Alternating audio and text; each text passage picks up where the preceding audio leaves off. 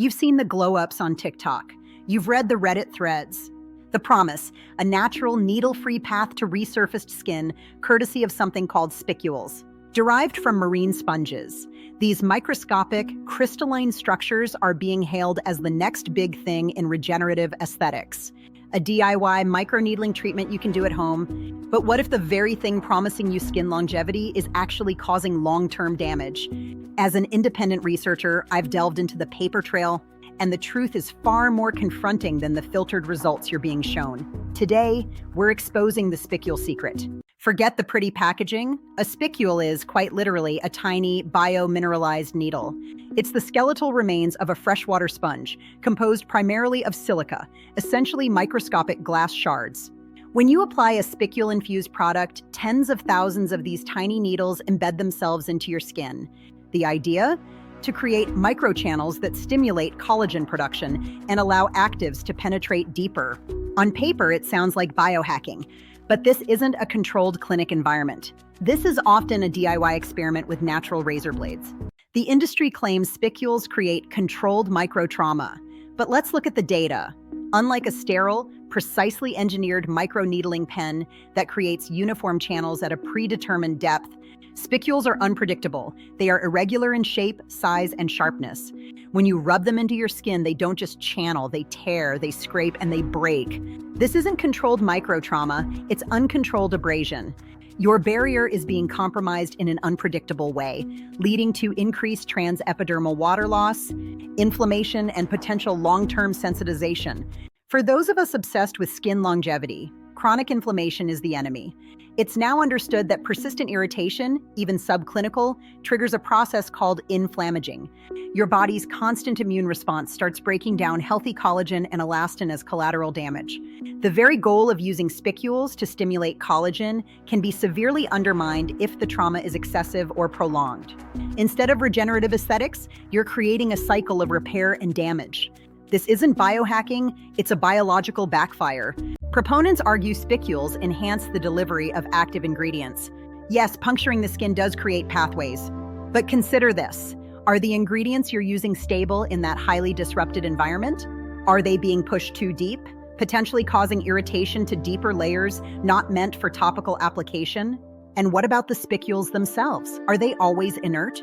The lack of standardized testing for consumer-grade spicule products means you're flying blind. You might be getting deeper penetration of an active, but at what cost to your barrier integrity and the long-term health of your cells? This is where the natural aspect becomes truly concerning. These spicules are derived from organic matter. While processed, questions remain about sterilization for mass production. More critically, when you create thousands of microchannels in your skin at home, are your hands, the applicator, and your environment truly sterile? You're essentially opening up your skin to potential bacterial and fungal infections. This isn't regenerative aesthetics, it's a potential invitation for pathogens. I've audited the expert consensus. Many reputable dermatologists and professional organizations are sounding the alarm on DIY spicule treatments. The risks of infection, prolonged irritation, hyperpigmentation, and even scarring far outweigh the purported benefits, especially when compared to medically supervised treatments. They emphasize that while some professional, highly controlled spicule treatments exist in clinics, the consumer market is largely unregulated. This isn't a secret the medical community is hiding, it's a warning the online trends are ignoring. Don't gamble with your skin's health. Consult a skincare professional before trying advanced treatments at home. We talk about skin longevity, but what are the long-term consequences of repeatedly bombarding your skin with microscopic needles?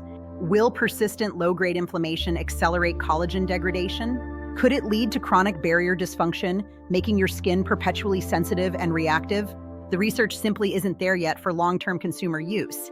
Investing in your skin means playing the long game, not risking its fundamental integrity for a quick, unfiltered glow. So, what is the protocol for true regenerative aesthetics without risking your skin's integrity? First, prioritize barrier repair. Use gentle cleansers, ceramides, and hyaluronic acid. Your skin's first line of defense is paramount.